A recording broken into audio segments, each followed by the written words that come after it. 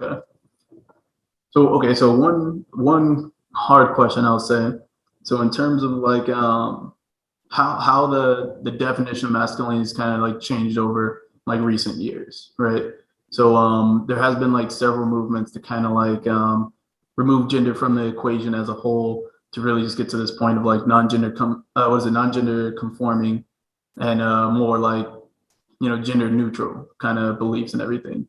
So like in terms of like Little Nas X, Young Thug, Kid Cudi, recent artists like that, what are either of your perspectives on what they consider masculine and what they're trying to showcase to the world, and if it conflicts with traditional masculinity?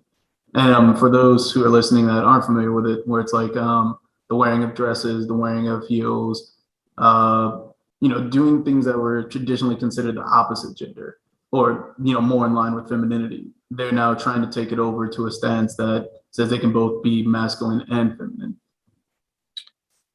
You got it, AJ. Yeah, I got you. I would say as artists, they're allowed to express themselves however they want to. Let's just throw it out there. I think, and this is the thing, right? There are some things that need to be gender neutral. And when I say gender neutral, I mean very specific things that are specific to both genders.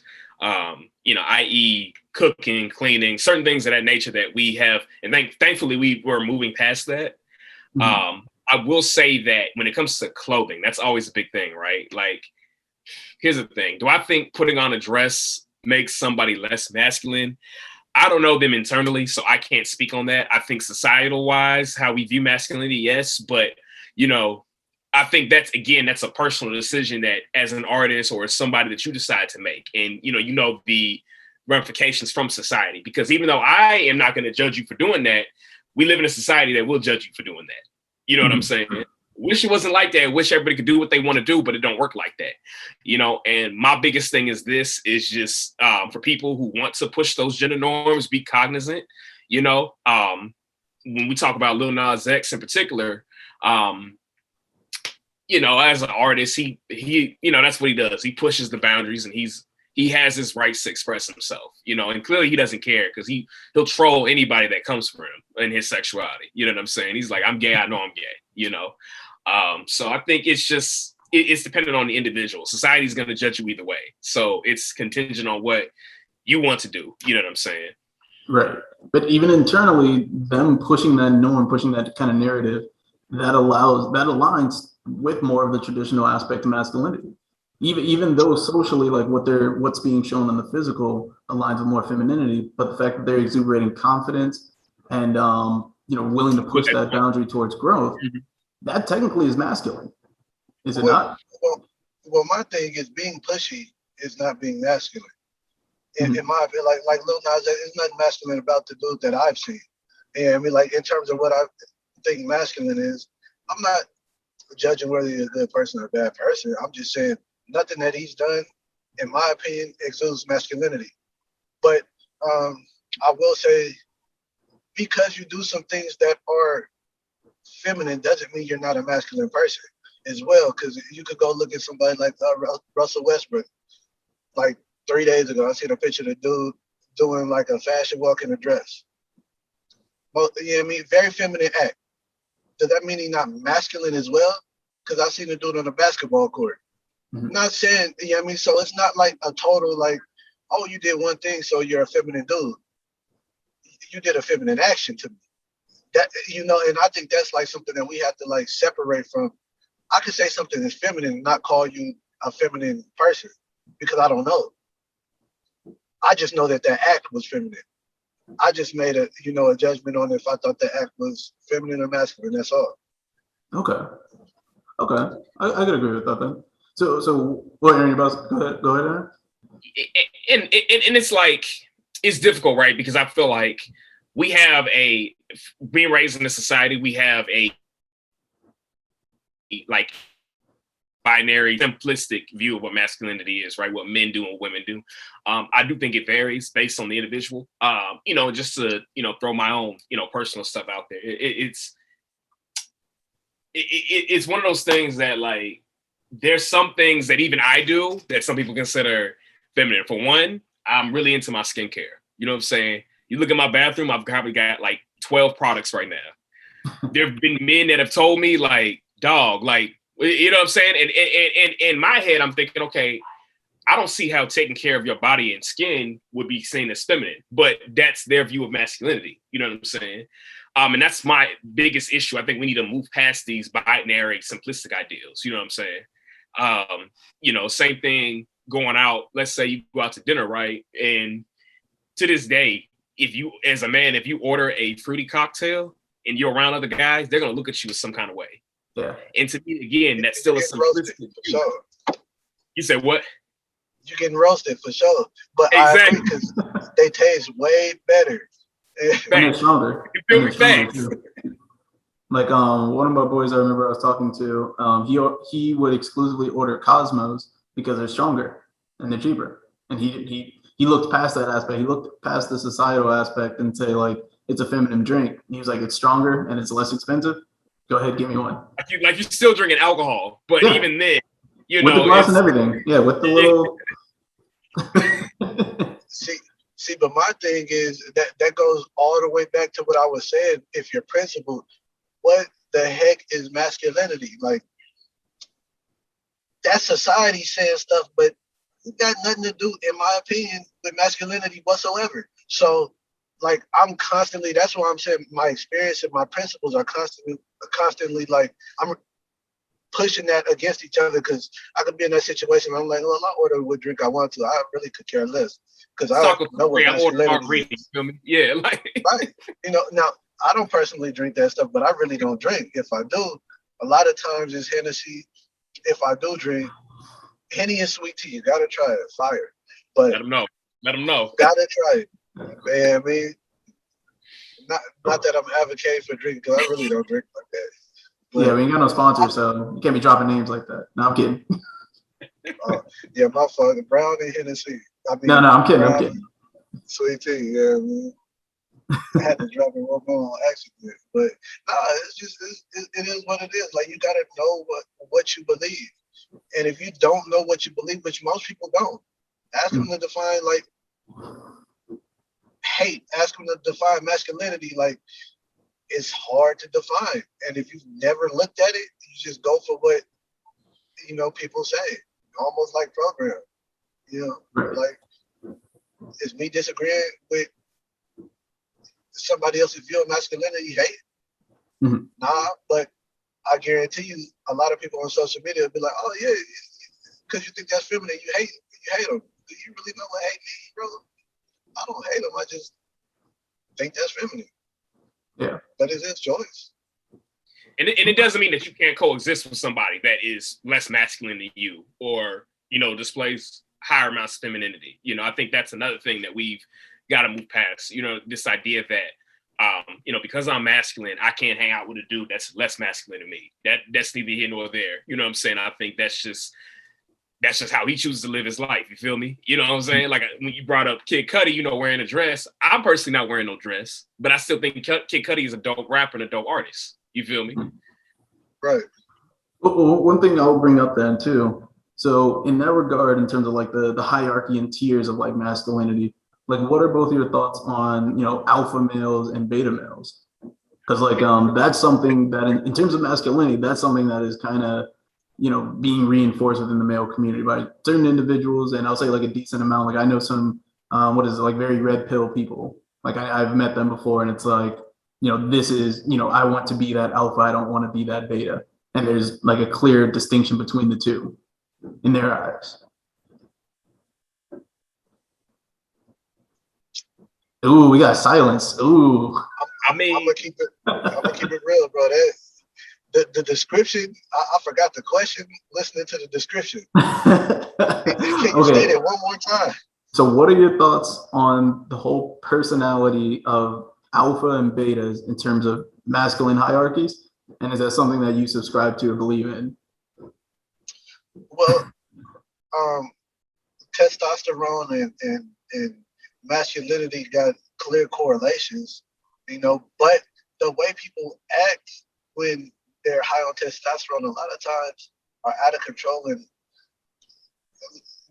it's not masculine to not have control over yourself. You know what I mean? Like that's not a masculine thing to do. And a lot of people that are high up on their alpha testosterone crap, they're like, I look at them a lot of times. I'm like, everybody looking at this as masculine, but to me, like, I don't know what that is. That should be like reclassified as like something else. That is toxic, but that's not masculinity, my boy. Yeah, I mean, the way you're acting is you're out of pocket, because masculinity got a lot more to do with love and caring than, in my principle, in my experience, than people say. So if you aren't operating out of love or care or protection, then it's not masculine, my boy. I don't know what that is. Yeah, I see. By your definition, I agree with that 100%. Because I will say, traditionally, and this is just my interpretation of it, I feel like it's always been about dominance and submissiveness.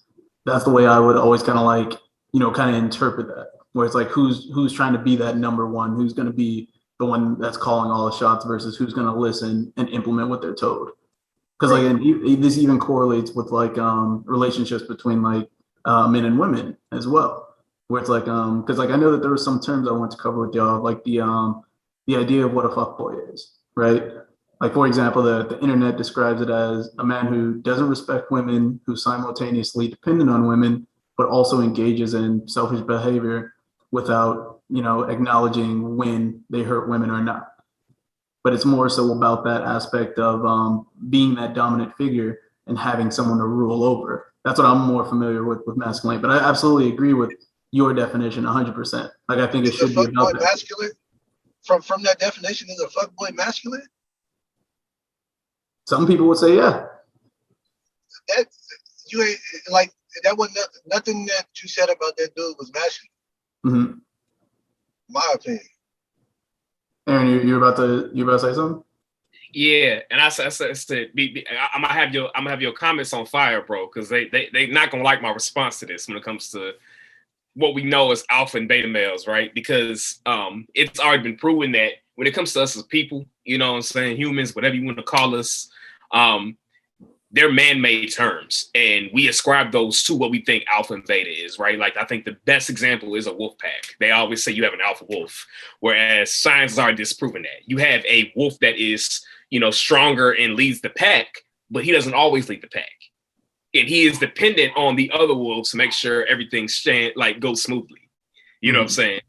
And furthermore, the other male wolves who aren't the leader of that pack, they still mate with other wolves. They still do things that wolves do. It's not like that type of hierarchy, but we try to take that and apply it to us as people. You feel me? And I think that's the biggest problem. Saying that an alpha male is this. One, it's a man-made term and it don't exist. You know what I'm saying? At the end of the day, it's people, and here go to the comments going, it's people wanting to prescribe something more important and give themselves a title. Oh, I'm an alpha male. Because the moment I ask them, what does that mean? They can't describe it. They're giving me normal, alpha male is a leader. Well, any man can be a leader. An alpha male takes care of his family. Most men do take care of their family. You see what I'm saying? It's a label that you want to put to up masculinity when you already are masculine, dog. You already have those qualities. So why do you have to add alpha on top of it? You know what I'm saying? Yeah. So how do you think we would move away from that approach of adding that hierarchy? Understanding what masculinity is and living your life as such. You know what I'm saying? I think it's the pushback I see is a lot of those men, they feel like society is trying to emasculate them. So they feel like they have to exude this extra masculinity and add alpha. I'm an alpha male. I'm this, I'm that. You know what I'm saying? Instead of just living in a purpose, David brought up the Bible. If you're a Christian man and that's how you live your life, the Bible clearly defines what a man is. You know what I'm saying? You don't have to add anything extra onto that to be a man based on the Bible system, if that's what you believe in. Okay. Can't you also say like the Bible is man-made principles as well, though? It is. No, it is, definitely. I think it can be, depending on, you know what I'm saying, what your religion is and what you believe in. I think your life is defined by what you believe in, but I do think that getting back to basics in terms of, you don't have to exude this extra masculinity to move forward in life, to be the person that you want to be. You know what I'm saying? And I think that's ultimately where we need to go as a society. I think that's the biggest issue. And again, move past these linear definitions. You know what I'm saying? Okay. I will say one thing though. A lot of the issue is we have idealism and we have human nature and we have what's just honest, like what's real. There's some aspects of human nature that we will not move past because that's just how we are as humans, and that's how some people are going to be. So it's some things we can learn, but it's all, you can't unlearn competition. You can't unlearn wanting to be the best at something, because those are inherent traits that make humans great. It's Agreed. how can you implement wanting to be the best to, as he said, your purpose. Yeah, I mean, and do you know your purpose? So you might have a leader that's the best at protecting the pack. Okay, but since he's the best at protecting the pack and nobody can beat him, like, what comes along with that? You know what I mean? There's certain things that are gonna come along with that because he's not gonna like to be challenged. What makes the best leader is someone that can be challenged and that can love and deal with the people that he's that he's protecting or whatnot. Almost like look at the Bible. It clearly tells a man how to treat his wife. Clearly states how to treat his wife. Mhm. But if you don't know the Bible, the main word you're ever gonna hear is a wife should submit to her man. That's the main thing anyone will ever say. But they'll never talk about how the Bible tells you to love your wife and how to treat your wife. When people say submit, the main people that you hear say submit, they treat their wives in ways that they're not supposed to treat their wives. You know what I mean? So you shouldn't even have to refer to submit if you're treating your wife correctly. You know what I mean?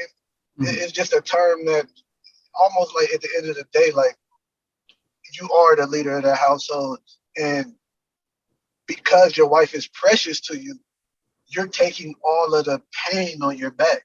So because you are leading that household, if you have a scandal, you might eat that scandal, you might take that on your back and keep that nipped under the bud for your wife.